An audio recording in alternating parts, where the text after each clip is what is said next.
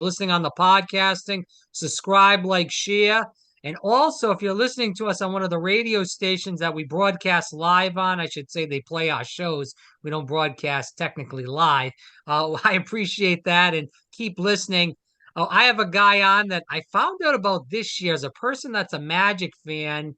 I used to listen to a lot of sports radio. I feel like, and we can get into this in just a second, it's kind of went downhill from where it used to be, but there's a lot of good podcasts. And if you want to find a good podcast on the Magic, definitely look up this guy. It's Philip Rossman Reich. It's Lock On Magic. Check it out on YouTube. He does it every day. So there's always a new episode. It's not once a week, it's literally every day. Phil, it's a pleasure to have you on. I'm really looking forward to this and keep doing what you're doing. You do amazing work on YouTube. Yeah, I am trying. I appreciate the kind words. Appreciate at least I know someone's listening. That those hit counters aren't completely wrong all the time. But it's an exciting time right now for the Magic after a decade in the wilderness, and so we're eager to see this thing grow and get going. Just going back into Magic history, when Shaq and Penny left, that was a big kind of loss, I would say, for Magic fans in general. Yeah, I mean, obviously, anytime that you lose a player of Shaq's caliber, and get nothing in return, that's going to set your franchise back a pretty far ways. And it's hard to like kind of describe what that feeling was like. I was 6 or 7 at the time, so it just felt like a complete rejection. Like it just felt like a complete betrayal because you don't understand, the ins and outs of a franchise. That you don't understand the ins and outs of the league. Even though that stuff wasn't as fully reported as it is today, where you can understand like, okay, I get why this player is looking to move on and looking to do things, or this player wasn't treated right by the organization or whatnot. It just felt like, this is, especially to a kid, this is my hometown. You're rejecting a piece of me. You're rejecting a big part of my life. But even beyond that, just thinking the power that Shaq had when he arrived in Orlando, like he instantly made the Magic a playoff team. They went from I think 18 wins the year before they drafted Shaq to 41 the next year. They lost they missed the playoffs by the 4th tiebreaker that season in 1992-93. And so Shaq is clearly, top 10 player in NBA history, generational player. It's hard to find those. And to have another one in Penny Hardaway, and obviously the injuries kind of after Shaq left really kind of slowed him down. But even then it was just like, you're never going to catch lightning in a bottle like this. And, I still often joke that the Magic as an organization are trying to chase that high. Everything is about trying to recreate the Magic, pun intended, of 1995. The way that Dwight Howard left, I was much older at that point, understood. I was covering the team a little bit at that point as well. At that point, it just always felt like the Magic were trying to avoid every mistake they made in losing Shaq and just made a whole bunch of new ones because they were afraid of what happened in 95 and trying to set themselves up better than they did in 95. And to some extent they did, to some extent they didn't. But every franchise I'm sure has their stories. Even a team like the Lakers might have a story about that, about losing a franchise player and what that does to your organization to try and pick up the pieces and restart. And obviously a young franchise like Orlando in a market that, wasn't really basketball proven. Like they caught lightning in a bottle. They got really, really good, really, really fast. It was a major loss that frankly, I think this franchise is still trying to make up for in a lot of ways. I want to go into this because then after the Shaq Penny years, we go into the Hot and Hustle years. Doc Rivers comes to town, first time as head coach, first head coach for the Magic, as far as that goes in those 99, 2000 years.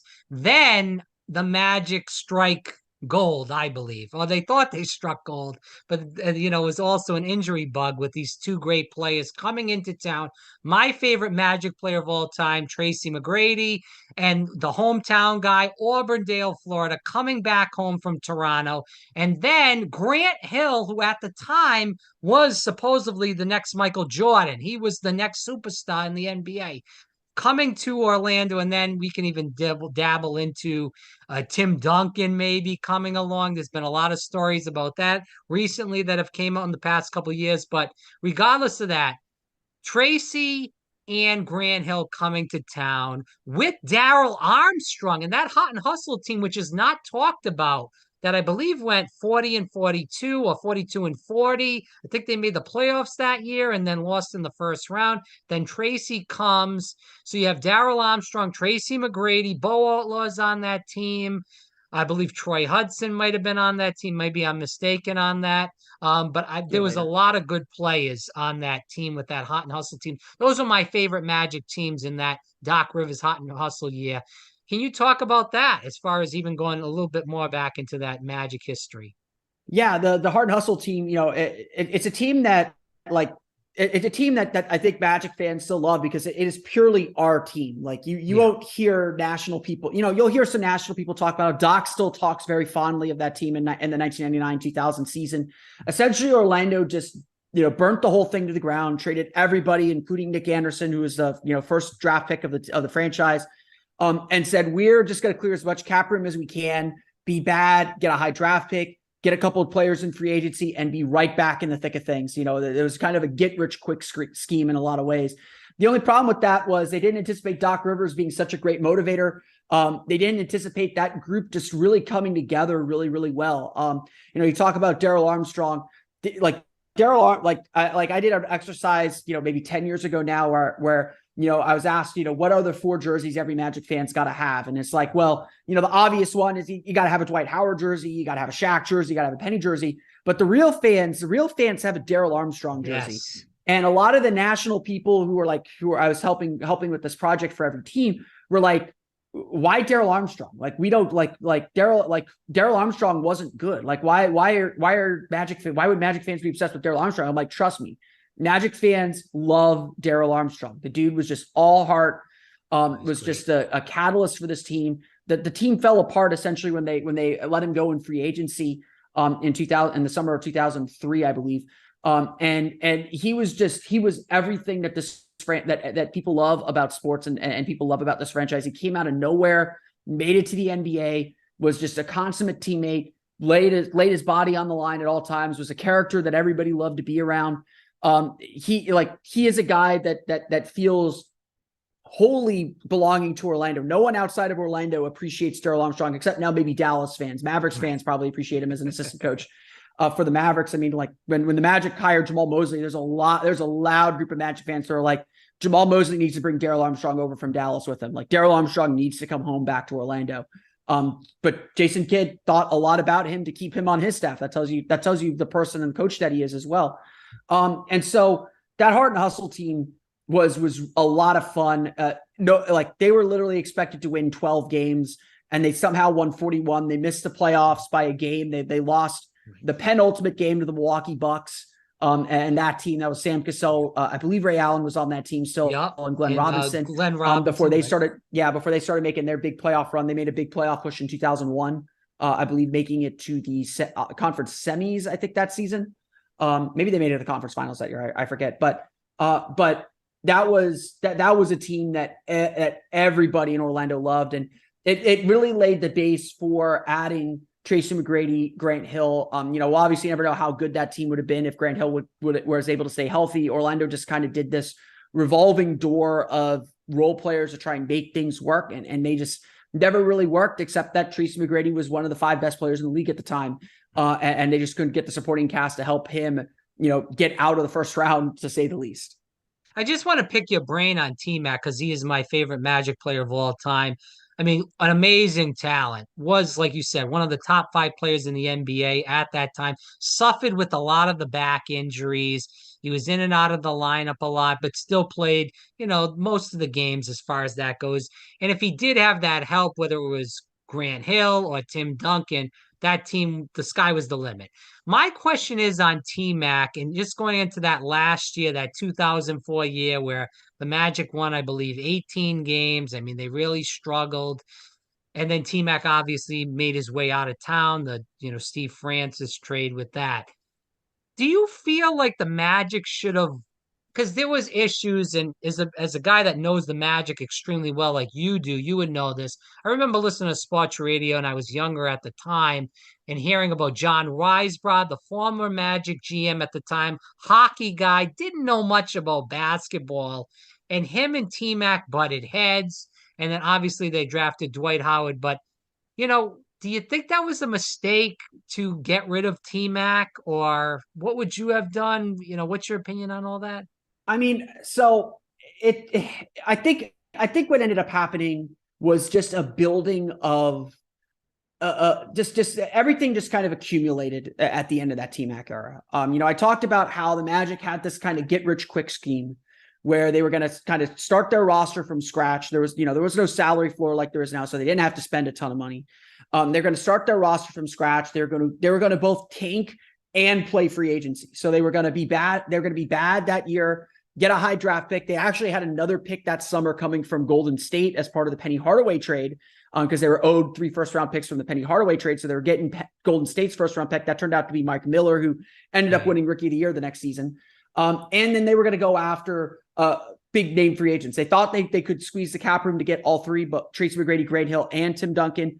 They ended up getting 2. So they had this kind of get rich quick scheme mentality. And that was kind of the way the league went back then. Like everyone, there wasn't this idea of, you play the draft, you go get a high lottery pick like there is today. There wasn't this kind of like great, gamesmanship and strategic thinking going on. Everyone wanted to win pretty quickly, and nobody wanted to be bad forever, except for maybe the Clippers, who, definitely had a strategy of let's be bad forever. But I think that kind of thinking permeated beyond the Tracy McGrady era, where, okay, they got Tracy McGrady, they got Grant Hill, they got those 2 foundational pieces in place. And instead of kind of building up the roster around them and securing the right players around them, they had a lot of quick contracts. They made a lot of quick deals to try and prop it up, saying like, okay, until Grant Hill gets better, we just got to prop this thing up. And so I think by the time we got to the point where they fired John Gabriel, who was the general manager, replaced him with John Weisbrod, who had these ideas and wanted Tracy McGrady to do things that T-Mac really wasn't good at. It just got to the point where T-Mac kind of looked around after 4 years and was like, I signed up to be part of a winning team. I'm one of the best players in the league. How are we still struggling to get out of the first round? Right. And now how are we the worst team in the league? T-Mac, I think we would look at what T-Mac did back in the summer of 2004, very different. We see players do this now. Like, essentially Donovan Mitchell was in the same situation. They kind of petered out in the playoffs. They kind of gone as far as they could. The Jazz decided to trade Rudy Gobert and get nothing in return. They got draft picks. They got draft capital in return. It's only really a matter, Donovan Mitchell never formally requested a trade, but the writing was on the wall at that point because Donovan Mitchell wasn't going to carry that team by himself. And so they pursued a trade. And we see this happen all the time in the league today where teams are more proactive about deciding, okay, this isn't working, let's restart. And we see players especially more proactive about saying, hey, we gave it a try. I need to be winning. I need, for my legacy, for what I want to accomplish, I need to be winning. T-Mac was probably a little bit early on this train and a little bit early in this way of thinking, but he had a lot of reasons to do so because the Magic were thinking of taking this really raw kid out of Atlanta who was going to need some time to develop.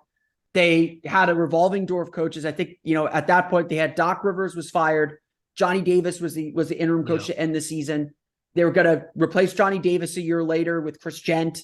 It was just a revolving door of coaches where the Magic just didn't have a lot of stability. And, T-Mac understood his body. His body was starting to give out a little bit at that point. There's an opportunity to go to Houston, play with an all-star in Yao Ming, and a chance to really win. And you can't blame a player for saying, hey, I'm one of the best players in the league. I can keep getting you to the first round. We can keep losing. Or, I gotta do something more for my legacy. And I can't wait these full 7 years for Grant Hill to be healthy enough to play. You either need to find a way to get me a winning roster now, or I need to be out. And obviously that didn't sit well with a GM who didn't know the basketball business very well and had different ideas for what his leaders should be. Tracy McGrady, one of the kind of ill-fated things that happened in that 2004 season was, John Weisbrod being a hockey guy, slapped the captaincy on Tracy McGrady's jersey. Well, Tracy McGrady's great at leading by action. He's one of the best players on the team, but he was not a vocal leader. He was not a rah-rah guy. He was very laid back, very chill. He's going to do his work. It's not that he's not working hard, but he isn't the one to kind of lift others up. That was always Darrell Armstrong's job in the locker room, and they let Darrell Armstrong go that summer. So the Magic lacked that kind of leadership, that fiery leadership in the locker room to kind of complement what Tracy was doing. And Weisbrod especially wanted that. He came from a hockey culture where it's, we're going to go out and we're going to fight people. It's a very different, hockey culture is very different than basketball culture. John Weisbrod wanted his captain to be very, very vocal. And, I think T-Mac would have been more open to staying if there was a general manager there that he trusted who could say, hey, I know it might take a year or two. This Dwight Howard kid's going to be really, really good. Just give him a chance, and convince him with a plan to say like, hey, we know how good you are. We're going to add these pieces and bring the stability that you seek. John Weisbrod didn't like Tracy McGrady as much as Tracy McGrady didn't like John Weisbrod. Tracy McGrady was not the star John Weisbrod wanted to build around. And part of that is John Weisbrod didn't understand what a star in the NBA was. Steve Francis was an all-star, but he was not Tracy McGrady. But John Weisbrod loved Steve Francis because Steve Francis wasn't afraid to get into a fight with people, even if it was his own teammates. And that's the kind of leader that Weisbrod wanted. And that's ultimately why, McGrady had already asked out. Once a player asks out in a trade, you better trade him immediately, or you better be able to convince him to change his mind. It's very rare. The only two times I could think of a player requesting a trade, staying, and it working out was Kobe with the Lakers and Kevin Durant right now with the Nets. Things seem to be working out for them when they ignored his trade request. Once a player requests a trade, you better be working on that trade pretty quickly. That the mistake was the Darrell Armstrong stuff to forcing him out, but I thought it was the Mike Miller. Mike Miller and Tracy McGrady are still best friends. They were best friends at the time on the team. Both Florida guys. Mike Miller didn't grow up in Florida. He's a Dakota guy, but he went to University of Florida under Billy Donovan. But regardless of that, the Gordon, Garachek, Miller trade, bringing in Drew Gooden, that didn't sit well with Tracy McGrady. So that was already, and then, like you said, getting rid of a Darrell Armstrong, fan favorite, a motivator, a great player, defensive machine, that was where it was starting to go out. And it was almost like it was time will tell when Tracy goes leaves. Yeah. And again, it's about stability. It's, Mike Miller Mike Miller was with the Magic. It felt like much longer, but really only a year and a half, 2.5 years. He had his second season. He was hurt a lot. I think he broke his hand in the preseason. But there was just this lack of stability. No one stayed outside of Darrell, outside of Bo, outside of T-Mac, and obviously outside of Grant Hill. And then Andrew DeClercq, like those are the players the Magic kept. Everyone else moved in and out. And so there wasn't this chance to build an actual team. It was always Tracy McGrady's got to carry us to the playoffs. We just need to get something right. And again, there was just that when you hear coaches talk about stability really matters, having the same guys, having the same rotation, that stuff helps out a lot. That was the lesson of those early 2000s teams with Tracy McGrady. The Magic just tinkered way too much and overthought things because they were just trying to hold the ship steady with very little cap room to play with because, Grant Hill wasn't out on the court. Yeah. I want to speak about this going into the Stan Van Gundy years and the Dwight years. I was a huge Stan Van Gundy fan. I thought he really brought a lot out of that team. Rashard Lewis, Jameer Nelson, Dwight was on that team, Courtney Lee, that finals team. I personally believe if Courtney Lee made that layup, that alley-oop, that really would have changed history. Obviously, game one was game one. They lost that game. Game two, Courtney Lee makes that shot. You go back to Orlando. Orlando wins game three. You're up 2-1. You have another 2 home games at home. You could have won that series. What was your take on the finals and the Stan Van Gundy years in general? Yeah, I mean, to me, those are the best teams in Magic history. All due respect to the 95 team and the 90 and the 96 team. That was the longest sustained period of success the Magic have had in their history. The Magic got out of the first round in 95 and 96, and then the Magic didn't get out of the first round again until 2008. And then 08, 09, and 10, the Magic got out of the first round, won playoff series, had a good chance to win in 2011 as well. Just Atlanta made shots. I mean, the fact of the matter is a lot of these series, they turn on little makes and misses. Courtney Lee makes that layup. You're right. That series is very, very different. I still think the Lakers win every time I go back and review that series or watch a couple games from that series. I'm just like, yeah, like the Magic, the stage was too big for the Magic. Like they like, especially game one, you could tell like the Magic were just kind of in awe of what they accomplished, and the Lakers were all business. They knew how to win at that highest level. Same thing happened, I think, in '95 with the young Magic team against the Rockets. The Rockets, knew how to stay composed. The Magic, when the Rockets made that run at the end of game one, the Magic didn't know how to react, and things snowballed from there. Obviously, we don't need to talk much more about that. But in '09, like I felt like the Lakers figured out how to break the Magic in a way that the Cavs couldn't, the way that the Celtics really couldn't, especially without Garnett. If the Celtics had Garnett, they win that series. I don't think that's up for debate. But they had the Twin Towers and Bynum and Gasol, and every time Dwight would get one of them in foul trouble, or Phil Jackson would take one of them out early, and all of a sudden the Lakers had this much more futuristic team with Lamar Odom and Trevor Ariza alongside Pau Gasol or Andrew Bynum at center. So they had a center who could guard Dwight one-on-one, and they had equally big wings who could take out Rashard Lewis or at least defend Rashard Lewis and Hedo Turkoglu. And that took away a huge advantage that Orlando had over the teams that they beat in the Eastern Conference. So I think that I always tell people that '09 finals was a competitive 5-game series, but the right team won. The Lakers were the better team. They understood how to make the plays. They made the plays, whether it was game 2, recovering in overtime after losing the lead to win that game, game 3, even the game the Magic won. The Magic set the record that game for the highest field goal percentage in an NBA Finals game. The Magic still only won that game by like 3. It was still a very close game at the end. So, even when the Magic were playing at their absolute best, the Lakers were right there with them. Game 4, obviously, if Dwight just hits, it's always free throws. If Dwight would have just hit one of those free throws, we're not going to overtime. We're not dealing with press breaks or anything like that. I think at the end of the day, the Lakers were more ready to win a championship. The Magic were still a little bit of awe at what they accomplished. And obviously, I think Orlando came back in 2010, much more loose, much more understanding of the journey and the process, and a lot more serious about winning. As funny as that sounds to some people who watch that team, they ran into a buzzsaw with the Boston Celtics, who matched up pretty well with them, and they made some changes to that team. Obviously, after '09, I honestly agree with a lot of them. I think the 2010 team was a better team than '09, even though they didn't get as far in the playoffs. Vince Carter just, again, it's little things. When you're in a deep playoff series like that, it's making or missing a free throw. It's taking the right shot. It's very, very minute things that separate these teams. Vince Carter, I think, missed a pair of free throws at the end of game 2 that would have put the Magic ahead. Instead, they're down 1. They can't get the 3. They're down 0-2 in that series, and it's essentially over at that point against Boston.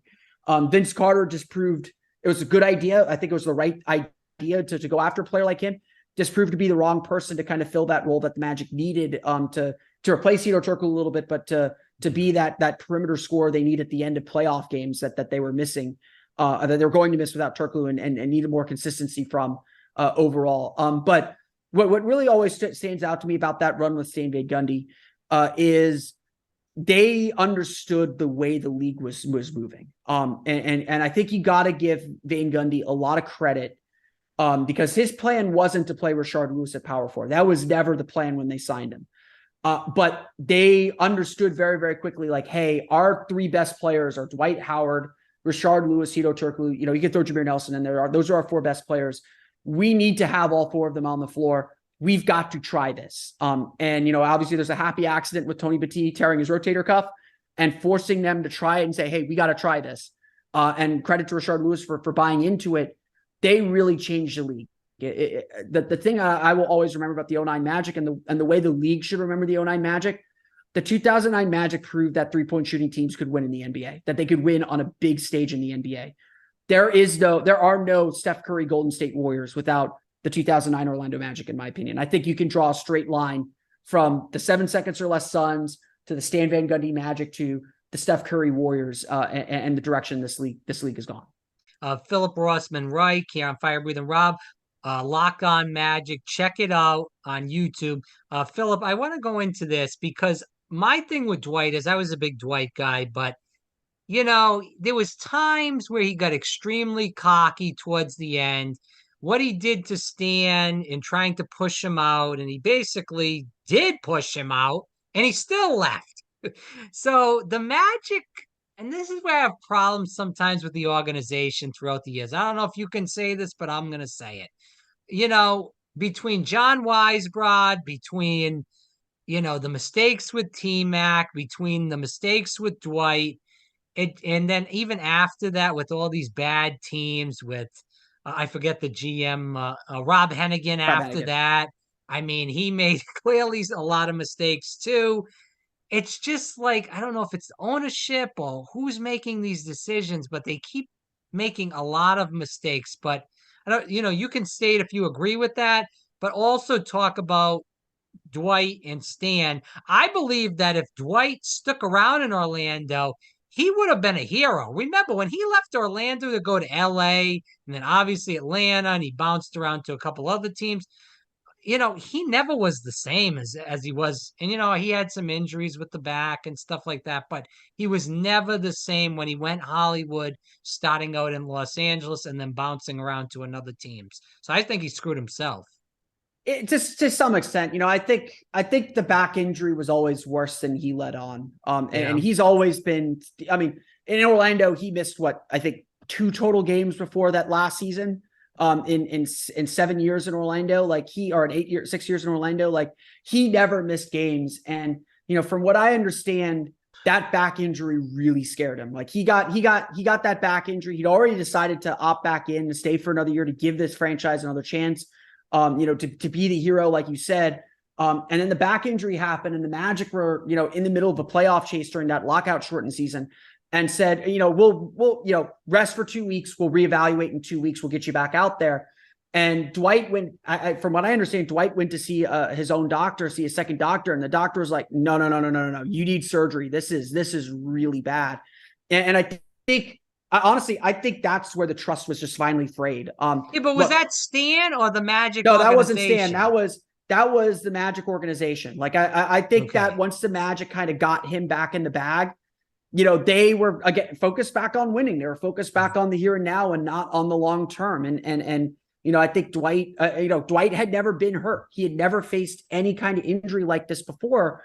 And so I think there was a big trust issue because he wanted to win here really badly.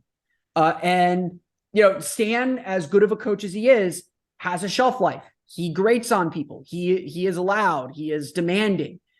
He becomes a little bit of a problem. There's no doubt about that. We've seen it happen everywhere he goes where, yeah, he's really good at starting to establish that base. But then when you're trying to win, when you're trying to get there, you can't be so hard driving. You got to give some trust. You got to give a little bit back to your team and trust, hey, we've been through this before. We know we're going to get our work done. And you're seeing this kind of with how coaches are now. They understand and trust their players to make decisions and to do the right thing. And I think Stan's maybe a little bit of an older school guy where you can't always trust the players. You got to ride them hard because they're not always going to do their work. And look, Dwight works harder than anybody else. I always laugh when people said he didn't work on his postgame or didn't work on things.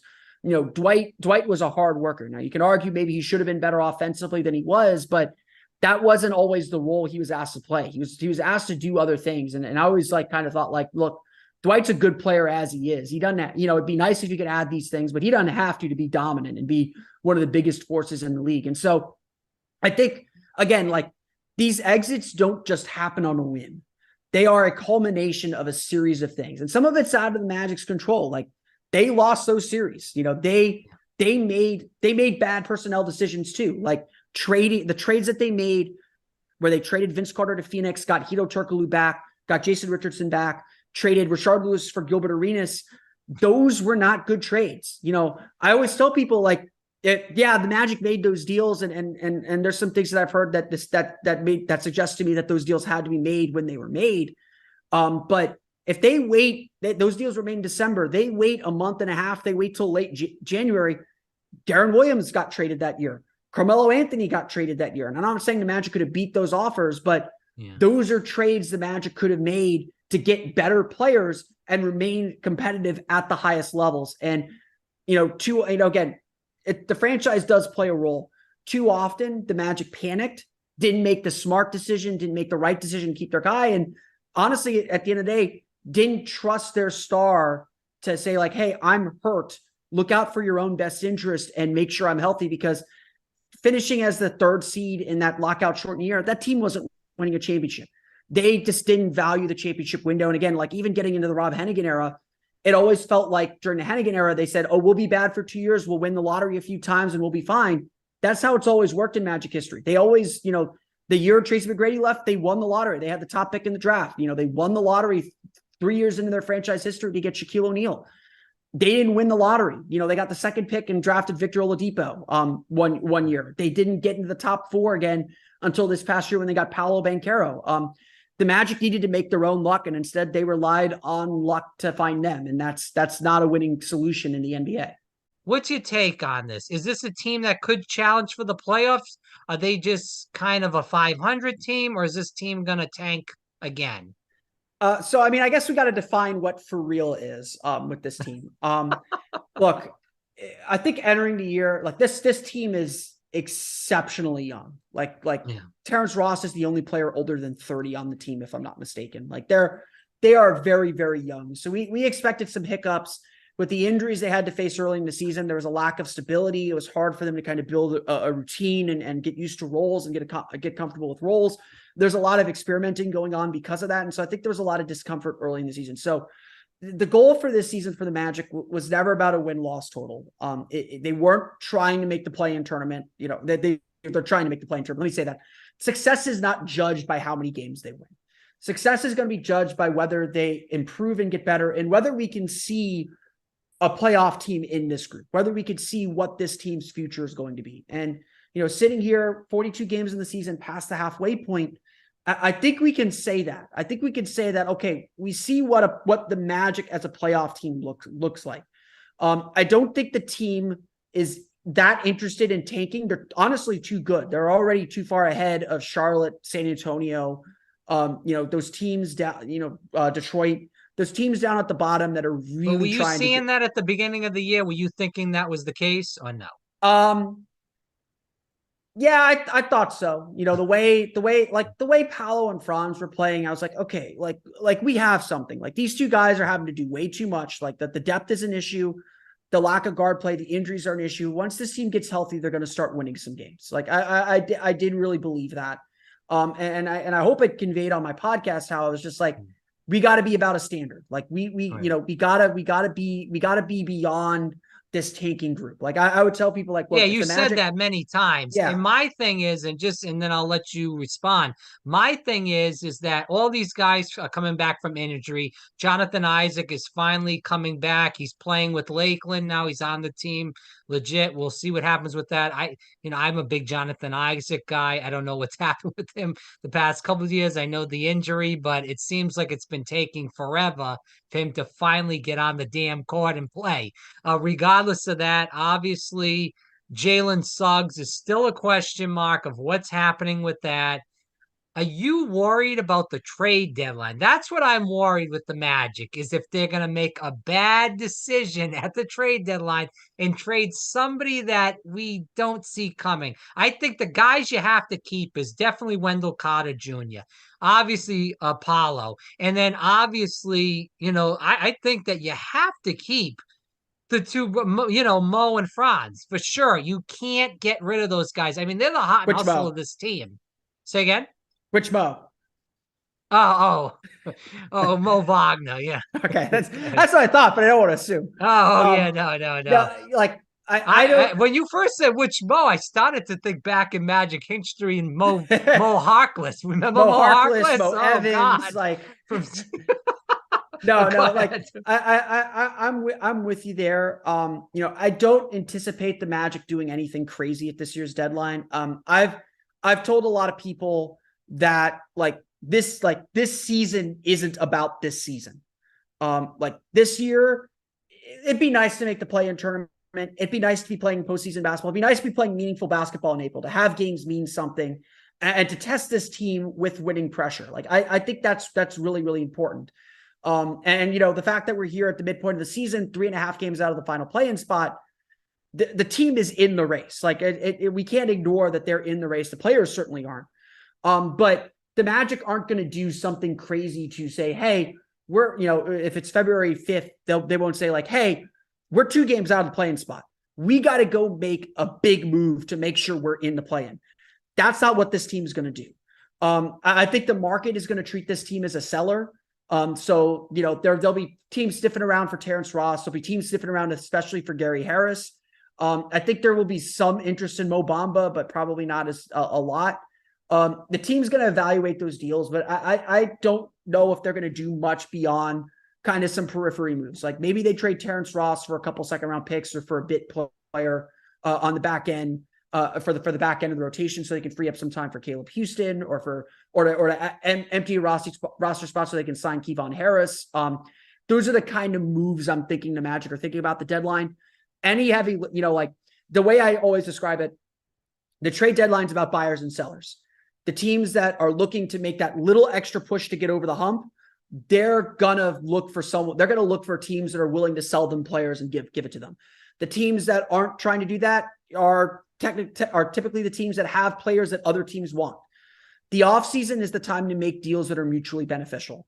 And so I don't think we will see the Magic do anything until the offseason, unless they're just, they don't have a ton of cap room right now. They'll have a ton of cap room in the summer, unless they're looking to be like a place where teams can park some free agents. So like, if there's a guy who's got 2 years left on his deal or 3 years left on his deal that the team wants to get off his money, they could trade Terrence Ross, match salaries, and just say, hey, we'll park that money for a year if you give us an extra first round pick or something. Those are the kind of deals that I think the Magic would make at the trade deadline. I think their heavier lifting is going to be done in the offseason, where maybe they make that all-in move on someone that really pushes this team forward, or maybe they stick with the core, make some other moves on the periphery, add some free agents to give this team some better depth and better shooting to fill in the holes that are on the roster. So I don't anticipate a very active trade deadline, but anything can happen. It's the NBA. If the right opportunity comes along, you got to take it. But you are with me with obviously Paolo's. There's no chance, and obviously the Wagner brothers. Paolo and Franz are the franchise cornerstones. Right. I think the only way they trade Wendell Carter is, I don't think they do this, but Michael Pena of The Ringer made predictions for 2023 and predicted that Karl-Anthony Towns would get traded this year.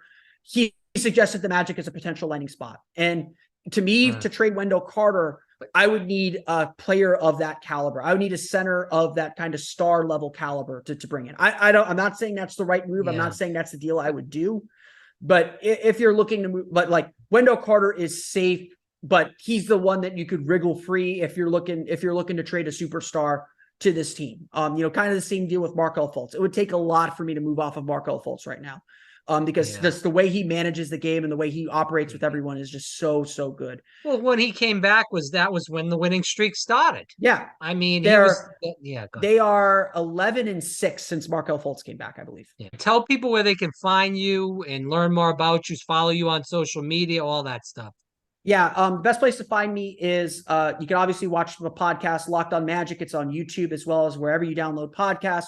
My writing, you can find me at OrlandoMagicDaily.com. We cover the Magic every day, every little thing. I'm actually going to be leaving here. I'm not going to Lakeland, but I'll be watching on TV with the rest of the Magic fans as Jonathan Isaac plays here in a minute. You can follow me on Twitter at PhilipRR_OMD or at OMagicDaily for all my Orlando Magic thoughts. I am constantly tweeting. Never be afraid to ask me a question. I'm here to answer questions and to engage. So please reach out. Yeah, Locked on Magic. Definitely check it out where all your podcasts are, YouTube and every place else. Phil, it's been an honor to have you on. I watch you every day, and I know I just started this year, but it's very informative. You tell the truth. There's no fluff.